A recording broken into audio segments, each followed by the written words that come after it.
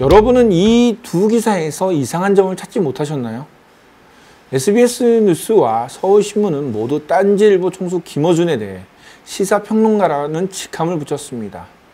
하지만 인물 검색이 가능한 네이버나 다음 포털 사이트 중 어느 곳에서도 김어준 총수에 대해 시사평론가라고 표기한 곳은 없습니다. 보통 포털 사이트에서는 김어준 총수를 언론인 범주에 넣고 경력사항에 딴지 총수가 포함되어 있습니다. 그리고 김어준 총수는 한 번도 시사평론가로서 활동하지도 않았습니다. 이처럼 기사에 등장하는 인물의 직업이나 직책, 직함에 대해서 같은 매체에서도 서로 다르게 표기하는 경우가 많습니다. 두 기사 모두 TBS 김어준의 뉴스공장 방송 내용을 인용한 기사입니다. 이 매체 외에 다른 매체에서는 방송인, 딴지일보 총수, 뉴스공장 진행자로 표기했습니다. 심지어 김어준 총수와 대립관계에 있는 조선일보에서조차 김어준 총수를 언급하는 기사에서 딴지일보 총수로 표기를 합니다.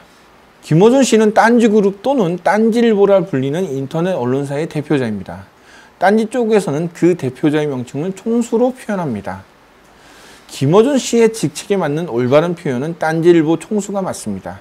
만약 총수라는 표현이 사회통념상 맞지 않는다면 딴지일보 대표라고 해야 합니다. 아니라면 언론인 또는 뉴스공장 진행자 정도가 적당한 표기여야 합니다. 언론은 왜 딴지일보라는 이름을 기사에 쓰지 않을까요? 김어준 씨를 언론사 대표로 인정하지 않거나 언론인이라고 말하고 싶지 않았기 때문일까요? 우리가 메이저 언론사 기자에게 조선일보 직원 땡땡땡 씨라고 하면 기자 입장에서는 화가 날 겁니다. 그런데 왜 주류 언론 기자들은 자신들은 기자로 대우를 받기 원하면서 다른 비주류 언론은 외면할까요?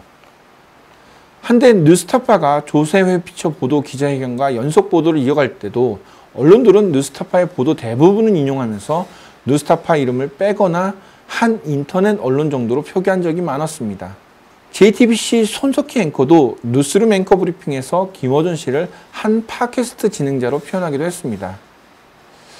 기성 언론들은 자신들이 보도하지 못한 내용에 대해 보도하는 것을 그저 인터넷 언론이라는 형태로 깎아내리고 있습니다. 그리고 여전히 그런 형식의 인용 보도가 이어지고 있습니다. 기사에 등장하는 인물, 특히 직접 취재 대상이든 인용의 대상이든 해당 인물의 직책 등 정보는 정확하게 표기해야 합니다. 그래야 그 인물이 기자에게 답한 내용이나 그 인물의 발언을 인용한 내용 모두가 신뢰를 받을 수 있습니다. 시청자들은 딴지일보 총수 또는 뉴스공장 진행자가 말하는 것과 시사평론가가 말하는 것을 다르게 받아들입니다. 탐사 전문 독립 언론과 인터넷 언론 역시 차이를 느끼듯이 말입니다.